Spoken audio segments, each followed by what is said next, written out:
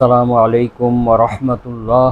ইন্নাল হামদালিল্লাহ ওয়াসসালাতু ওয়াসসালামু আলা মুহাম্মাদিন ওয়া আলিহি ওয়া আসহাবিহি ওয়া মা ওয়ালা, আম্মা বাদ। সম্মানিত দর্শক শ্রোতা বৃন্দ, মহাগ্রন্থ আল কোরআনের তাফসির বর্ণনা অনুষ্ঠানের আজকের 96 নম্বর পর্ব নিয়ে আপনাদের সামনে উপস্থিত হয়েছি। সকলকে আজকের পর্বে স্বাগত জানাচ্ছি।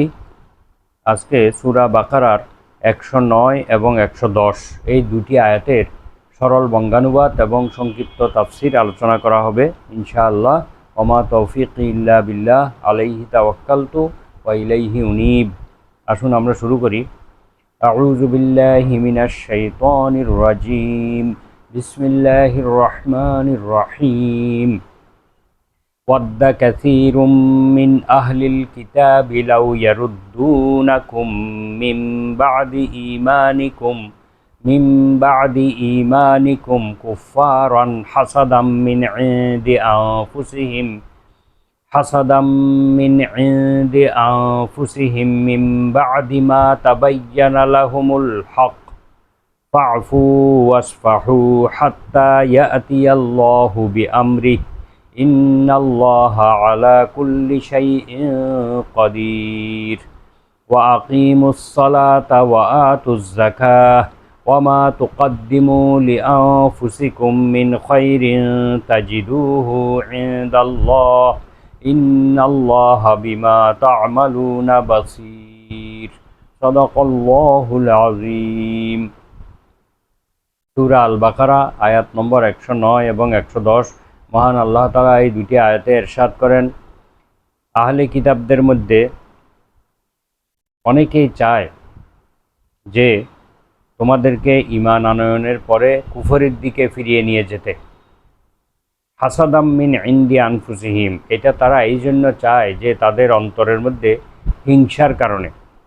মিন বা'দি মা তাবায়্যানা লাহুমুল হক, সমস্ত সত্য বিষয়গুলো তাদের সামনে সুস্পষ্ট হয়ে যাওয়ার পরেও তারা অন্তরের হিংসার কারণে তোমাদেরকে ঈমানের থেকে বের করে কুফরের দিকে নিয়ে যেতে চায়।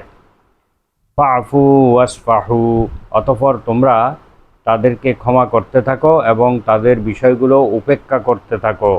হাত্তা ইয়াতিয়াল্লাহু বিআমরি, যতক্ষণ আল্লাহ তাআলা পরবর্তী নির্দেশ নাজিল না করেন ততক্ষণ পর্যন্ত তোমরা তাদেরকে ক্ষমা করতে থাকো এবং তাদের বিষয়গুলো উপেক্ষা করো।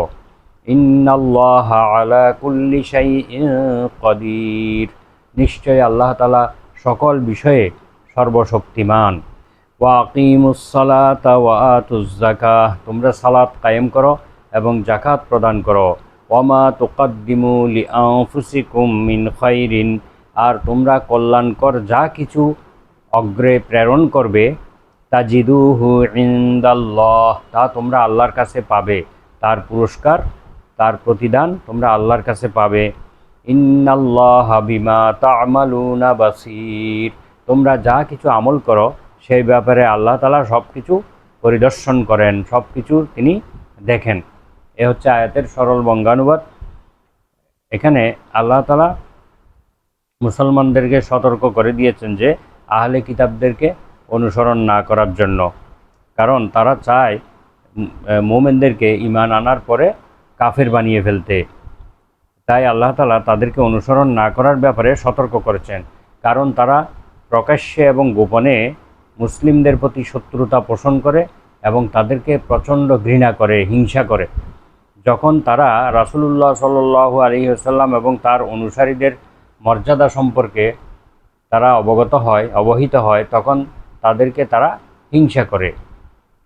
আল্লাহ তার অনুগত বান্দাদেরকে এই ব্যাপারে সতর্ক করে দিয়ে বলেন যে তারা যেন আহলে কিতাবদেরকে সব কিছু ক্ষমার চোখে দেখে এবং এই ক্ষেত্রে তারা ধৈর্য ধারণ করে এবং তাদের বিষয়গুলোকে উপেক্ষা করতে থাকে, যতক্ষণ না মুমিনদের জন্য আল্লাহ তাআলার সাহায্য না আসে এবং তারা যতক্ষণ পর্যন্ত বিজয় লাভ না করে ততক্ষণ পর্যন্ত তাদের এই বিষয়গুলোকে উপেক্ষা করার জন্য আল্লাহ আদেশ দিয়েছেন। আল্লাহ তাআলা আরও আদেশ দিয়েছেন যেন মুমিনরা সালাত আদায়ে তারা অবিচল থাকে এবং যাকাত প্রদান করতে থাকে এবং যাবতীয় উত্তম আমলগুলো আল্লাহর উদ্দেশ্যে করতে থাকে। আবদুল্লাহ ইবনে কাব ইবনে মালিক রাহমাহুল্লাহ বলেন যে কাব ইবনে আশরাফ নামক একজন ইহুদি কবি রাসূলুল্লাহ সাল্লাল্লাহু আলাইহি ওয়াসাল্লামের খুবই সমালোচনা করত কবিতার মাধ্যমে, বিভিন্ন বক্তব্যের মাধ্যমে। এই কারণে তাকে উদ্দেশ্য করে এই আয়াতটি অবতীর্ণ হয়। ওয়াদ্দা কাসীরুম মিন আহলিল কিতাবি লাউ ইয়ারুদ্দুনাকুম, আহলে কিতাবদের অনেকেই চায় যে তোমাদেরকে ফিরিয়ে আনতে, বাদা ইমানিকুম কুফারা, তোমাদের ইমান আনয়নের পরে কাফের হওয়ার দিকে, কুফরের দিকে ফিরিয়ে আনতে চেষ্টা করে। তখন এই আয়াতটি অবতীর্ণ হয়। যখন কাব ইবনে আশরাফ নামক ইহুদি কবি রাসূল সাল্লাল্লাহু আলাইহি ওয়াসাল্লামের বিভিন্ন সমালোচনা করত, তখনই এর জবাবে আয়াতটি অবতীর্ণ হয়। ইমাম দাহ্হাক রাহিমাহুল্লাহ বলেন, ইবনে আব্বাস রাদিয়াল্লাহু আনহু বলেন যে যদিও ইহুদিদের কিতাবে রাসূলুল্লাহ সাল্লাল্লাহু আলাইহি ওয়াসাল্লামের সত্যতার প্রমাণ ছিল এবং মুহাম্মদ সাল্লাল্লাহু আলাইহি ওয়াসাল্লামের গুণাবলী, তার আগমন এবং পবিত্র কোরআন ইত্যাদি সম্পর্কে তারা অবগত ছিল এবং তারা আল্লাহর রাসূলকে ভালোভাবেই চিনত। যেমন অন্য আয়াতে এসেছে, কামা ইয়ারিফুনা আবনাআহুম, তারা তাদের সন্তানদেরকে যেভাবে চেনে, আল্লাহ রাসূল সাল্লাল্লাহু আলাইহি ওয়াসাল্লামের সত্যতা সম্পর্কে তারা সেভাবেই জানে, সেভাবে চিনে। আবার যদিও সে স্বচক্ষে দেখছিল যে পবিত্র কোরআন মজিদ তাদের কিতাবের সত্যতা প্রমাণ করছে, তারপরেও তারা সব কিছু জানার পরেও মহানবী সাল্লাল্লাহু আলাইহি ওয়াসাল্লাম যেহেতু আরব দেশে প্রেরিত হয়েছেন এবং তিনি তাদের বংশের মধ্যে প্রেরিত হননি, এই কারণেই তারা হিংসার বশবর্তী হয়ে আল্লাহর রাসূলকে অস্বীকার করেছে এবং কোরআনকেও অস্বীকার করেছিল এবং তারা বিভ্রান্তিকর কথাবার্তা বলে তাদের নিজেদের জাতির লোকদেরকেও পথভ্রষ্ট করেছিল। সেই সময় গভীর পরিণামদর্শিতার ভিত্তিতে মহান আল্লাহ তাআলা মুসলমানদেরকে নির্দেশ দিচ্ছেন যে তারা যেন ওই সব ইহুদিদেরকে ক্ষমার দৃষ্টিতে দেখে এবং তাদের বিষয়গুলো উপেক্ষা করে এবং আল্লাহ তাআলার পরবর্তী ফয়সালা আসার জন্য অপেক্ষা করতে থাকে। সূরা আল ইমরানের 186 নম্বর আয়াত, ওয়ালা তাসমাউন্না মিনাল্লাযীনা উতুল কিতাবা মিন ক্বাবলিকুম ওয়া মিনাল্লাযীনা আশরাকু আযা কাসীরা, তোমাদের পূর্বে যাদেরকে কিতাব দেওয়া হয়েছিল এবং যারা আল্লাহর সাথে শিরক করেছে, অংশীদার স্থাপন করেছে, তাদের নিকট থেকে তোমরা বহু কষ্টদায়ক, বেদনাদায়ক শব্দ বাক্য তোমাদের শুনতে হবে। অর্থাৎ তোমাদেরকে ইসলামের উপরে অটল থাকতে গেলে তাদের বহু সমালোচনা, বহু কটূক্তি, বহু বিভ্রান্তিকর বাক্য তোমাদের বিরুদ্ধে বলবে তারা, এগুলো তোমাদের শুনতে হবে। ইবনে আব্বাস রাদিয়াল্লাহু আনহু বলেন, অতঃপর অন্য আয়াত অবতীর্ণ হয় এবং তার ফলে পূর্বের নির্দেশ উঠে যায়। অর্থাৎ এই যে এখানে তাদেরকে ক্ষমা করতে বলা হয়েছে, তাদের সব কিছু উপেক্ষা করতে বলা হয়েছে আল্লাহ তাআলার নির্দেশ আসার পূর্ব পর্যন্ত, তো এইটা পরবর্তী নির্দেশ আসার পরে এটা উঠে যায়। তখন তাদেরকে প্রতিশোধ গ্রহণ এবং আত্মরক্ষার ব্যবস্থা গ্রহণের নির্দেশ দেয়া হচ্ছে। অর্থাৎ মুসলমানদেরকে তারপর তাদের বিরুদ্ধে আত্মরক্ষার জন্য নির্দেশ দেওয়া হচ্ছে। ফাকতুলুল মুশরিকিনা হাইসু ওয়াজাদতুমুহুম, অতঃপর তোমরা মুশরিকদেরকে যেখানে পাবে সেখানে তাদের সঙ্গে যুদ্ধ করো এবং যুদ্ধের ময়দানে তাদেরকে তোমরা হত্যা করো। সূরা তওবা আয়াত নম্বর 5। যুদ্ধের ময়দানে পরস্পরকে হত্যা করা এটা সমর নীতির একটি বিধান, একটি বৈধ আইন। এরপরে আল্লাহ তাআলা বলেন, কাতিলুল লাযীনা লা ইউমিনুনা বিল্লাহি ওয়ালা বিল ইয়াউমিল আখির, যেসব আহলে কিতাব আল্লাহর প্রতি ঈমান রাখে না এবং কিয়ামত দিনের প্রতি তারা ঈমান রাখে না, তাদের বিরুদ্ধে তোমরা সংগ্রাম করো, লড়াই করো। অহুম সাগিরুন, যতক্ষণ না তারা তোমাদের অধীনতা, তোমাদের বশ্যতা স্বীকার না করে। সূরা তওবা আয়াত নম্বর 29। ওসামা ইবনে যায়েদ রাদিয়াল্লাহু আনহু বর্ণনা করেন যে আলোচ্য আয়াতের পরিপ্রেক্ষিতে আল্লাহ রাসূল সাল্লাল্লাহু আলাইহি ওয়াসাল্লাম এবং সাহাবীগণ কাফির এবং আহলে কিতাবীদের ক্ষমা সুন্দর দৃষ্টিতে দেখতে থাকেন। অর্থাৎ যখন পূর্ববর্তী প্রথম আয়াতটা নাজিল হয়েছে, ওয়াদ্দা কাসীরুম মিন আহলিল কিতাবি, আহলে কিতাবদের অনেকেই চায় তোমরা যেন ঈমান আনার পরে কুফরিতে লিপ্ত হও, এই আয়াতের মধ্যে বলা হয়েছে যে তাদের কর্মকাণ্ডের ব্যাপারে তোমরা ক্ষমা করতে থাকো এবং উপেক্ষা করতে থাকো। এই আয়াত অবতীর্ণ হওয়ার পর তখন আল্লাহর রাসূলের সাহাবীগণ তারা কি করলেন, তাদের বিষয়গুলো ক্ষমার দৃষ্টিতে দেখতেন। অতঃপর আল্লাহ তাআলা তাদের বিরুদ্ধে যুদ্ধ করার আদেশ দেন। তখন তখন কুরাইশদের যে সমস্ত শক্তিশালী নেতা এবং যোদ্ধা ছিল তাদের মধ্য থেকে আল্লাহর তরফ থেকে যাদেরকে ধ্বংস হওয়া, যাদের মৃত্যু অবধারিত ছিল, তারা আল্লাহর রাসূল সাল্লাল্লাহু আলাইহি ওয়াসাল্লামের সৈন্যবাহিনীর হাতে তারা যুদ্ধের ময়দানে নিহত হয়। বদরের প্রান্তরে প্রথম যে যুদ্ধ সংঘটিত হয় তাতেই মুশরিকরা ভীষণভাবে পরাজিত হয় এবং তাদের বড় বড় নেতাদের মৃতদেহ দ্বারা বদরের ময়দান পরিপূর্ণ হয়ে যায়। তো এরপরের আয়াতে আল্লাহ বলছেন, আকিমুস সালাতা ওয়া আতুজ যাকাতা, তোমরা সালাত আদায় করো, যাকাত প্রদান করো। ওয়ামা তুকাদ্দিমু মিন লিআনফুসিকুম মিন খাইরিন তাজিদুহু ইনদাল্লাহ, আগেভাগে তোমরা আখিরাতের জন্য যা কিছু কল্যাণকর কাজ প্রেরণ করবে তা তোমরা আল্লাহর কাছে পাবে।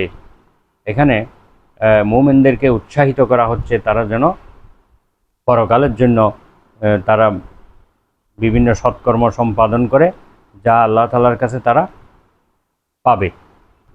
এই আয়াতে মুমিনদেরকে উৎসাহ দেওয়া হচ্ছে যদি তারা সালাত, সিয়াম ইত্যাদি ইবাদত সঠিকভাবে পালন করে তাহলে তাদের পরকালের শাস্তির রক্ষা কবচ ছাড়াও দুনিয়ায়ও মুশরিক এবং কাফেরদের উপর তারা জয়যুক্ত হতে পারবে, জয়যুক্ত হওয়ার কারণ হবে।